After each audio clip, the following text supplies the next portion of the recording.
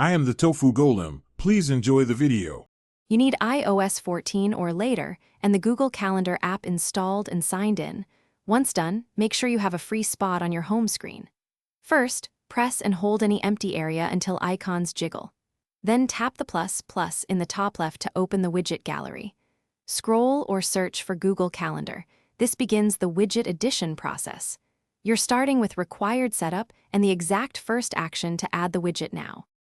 After selecting Google Calendar in the widget gallery, you must pick a size that fits your needs. Small shows one event, medium shows a few, and large displays more context.